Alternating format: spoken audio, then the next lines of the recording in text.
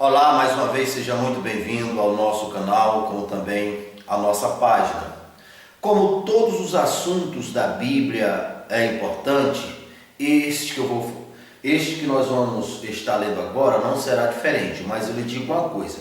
Para que você possa absorver o entendimento, é necessário que haja um esforço, uma dedicação e um tempo gasto para isso. A propósito, é o maior investimento que uma pessoa faz, é investir em conhecer a Deus. Olha só o próprio Jesus dizendo, ali em Mateus capítulo 22 e o verso 29. Errais em não conhecer as Escrituras e nem o poder de Deus.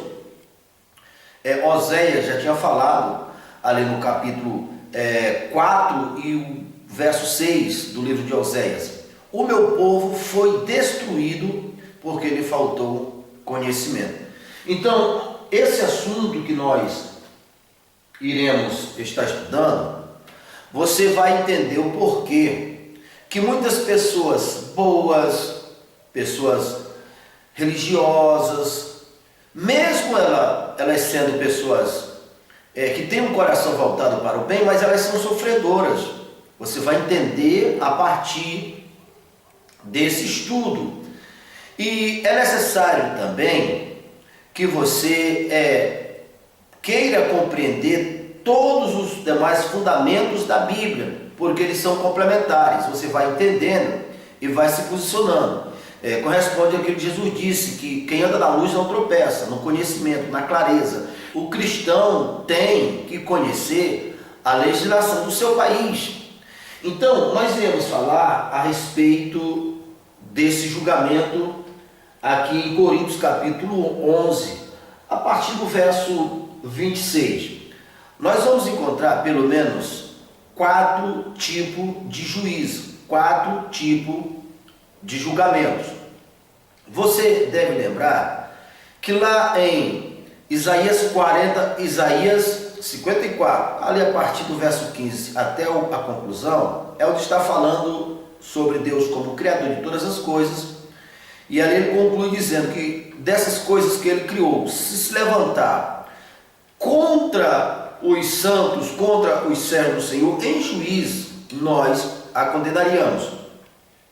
Nós precisamos entender que Jesus foi o nosso juízo, que ele pode ser o juiz para a nossa absolvição, dependendo de como nós vamos se posicionar, ou ele próprio pode ser o juiz de condenação. E tudo isso você vai ver aqui nessa passagem, a importância dessa passagem.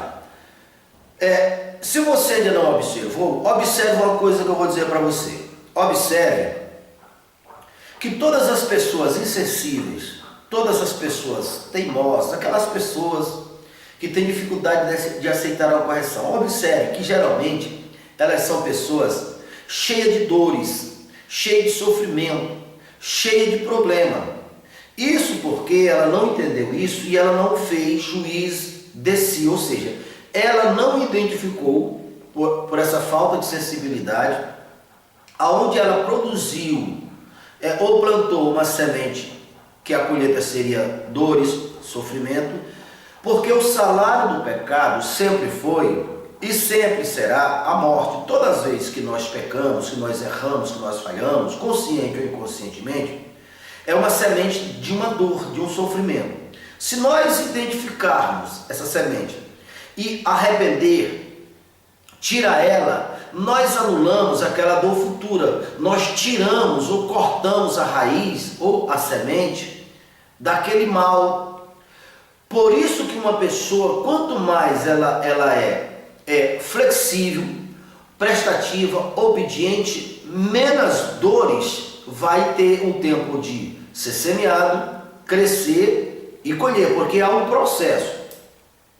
Então, todas as vezes que nós nos arrependemos, fazemos essa análise e nos arrependemos, é isso que acontece, nós estamos evitando dor e sofrimento futuro.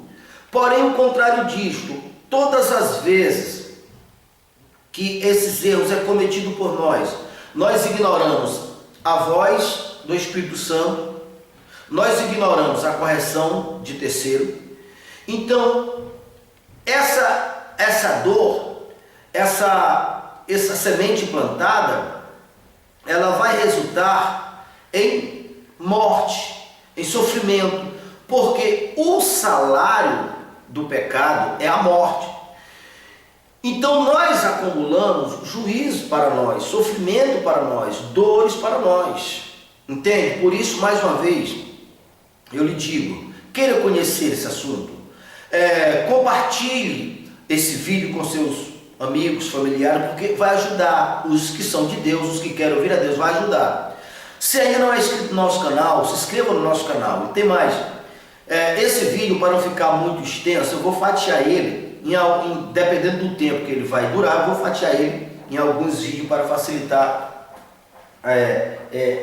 você assistir, tá ok? Observe aqui, no capítulo 11, a partir do verso 26, que é onde nós iremos começar.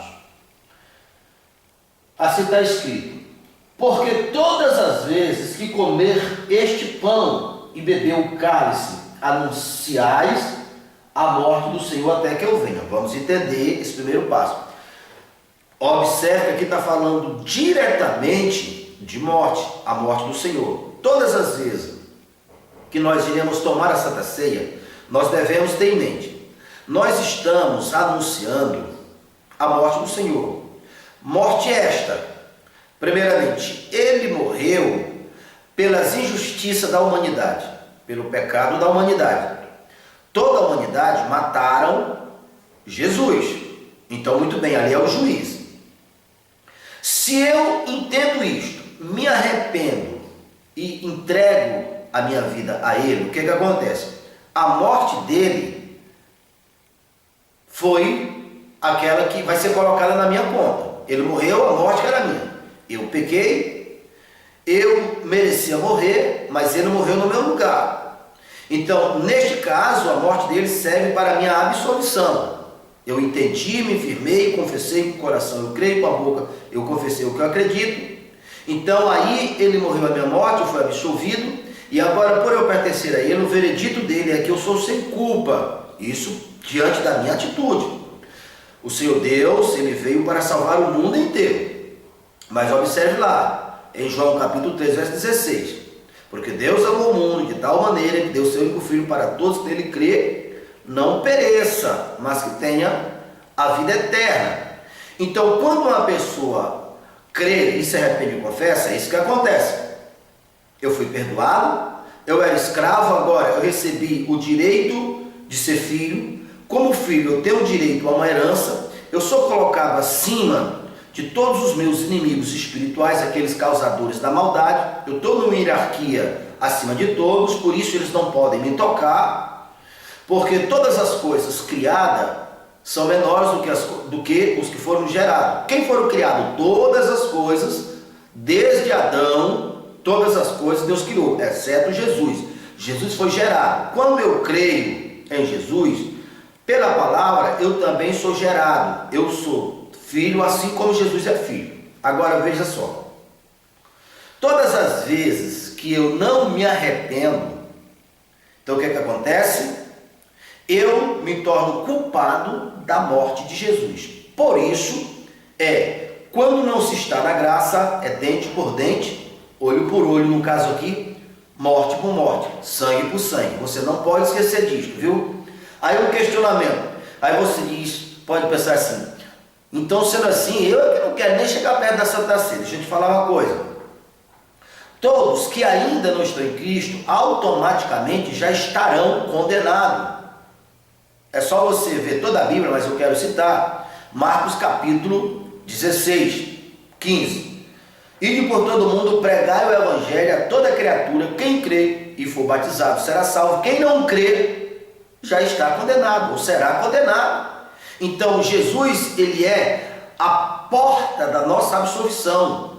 Ele é aquele que morreu no nosso lugar, o único que nos dá a oportunidade de se livrar da condenação, porque nós já chegamos diante dele, toda a humanidade, crendo ou não, acreditando ou não, querendo ou não, chegamos na condição de condenado. Então não adianta você fugir.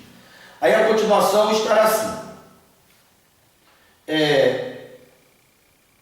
Porque todas as vezes que comerdes esse pão e beber o cálice, anunciar a morte do Senhor até que ele venha. Até ele chegar, tem que passar por esse procedimento. Por isso, aquele que comeu o pão ou bebeu o cálice do Senhor indignamente será réu do corpo e do sangue do Senhor. Preste atenção aqui. Todas as vezes que uma pessoa comer do corpo e do sangue de Jesus é porque ele aceitou a condição de pertencer a Deus, de pertencer a Jesus. Para ele ser aceito, ele tem que confessar, ele confessou. Ele tem que comer do corpo e do sangue, ele comeu. Porque Jesus disse que ele que não comer do meu corpo, não beber do meu sangue, não terá parte comigo. Muito bem. Então, após ele pertencer ao Senhor Jesus, o diabo não tem poder sobre ele, o mundo não tem poder sobre ele, ninguém tem. Agora, automaticamente, ele delegou poder aqui nessa passagem para o corpo e para o sangue, do corpo e do sangue. Deixa eu só averiguar aqui. Comer o pão e beber o sangue do Senhor indignamente será réu do corpo e do sangue do Senhor. Muito bem. Corpo. Se você for olhar ali em Mateus capítulo 16, onde o Senhor Jesus designou suas testemunhas de 2 em 2, e ali é onde ele diz: se vocês encontrarem uma pessoa que está errando e não aceita a correção de vocês, volte e procure pelo menos 2 testemunhas e corrija essa pessoa. Se essa pessoa aceitar a correção, você ganhou uma alma. Caso contrário, considere ela, digamos, ímpia, ou seja, quebrou a aliança, foi retirada do rol dos filhos, e deve ser 2 testemunhas para se testemunhar o ato. Então, grande é a responsabilidade de testemunhar o ato o quê? Se a pessoa se arrependeu, dá continuação. Ela fez reparo.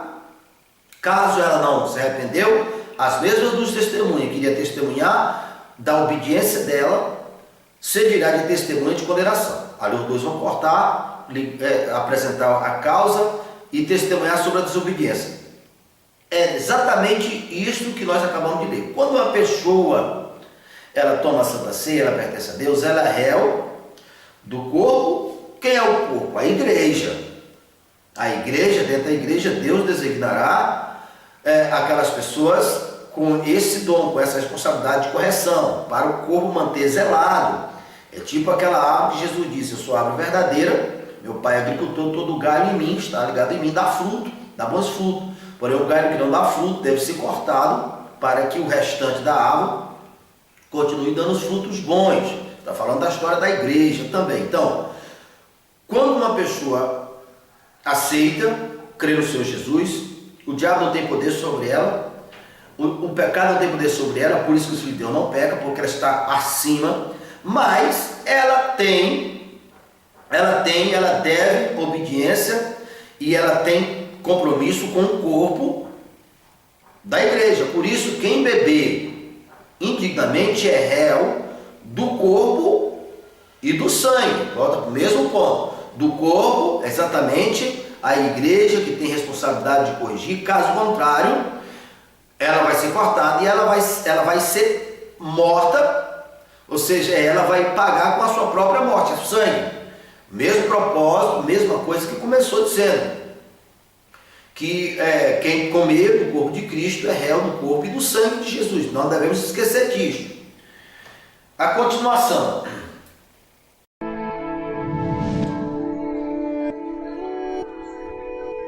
Então,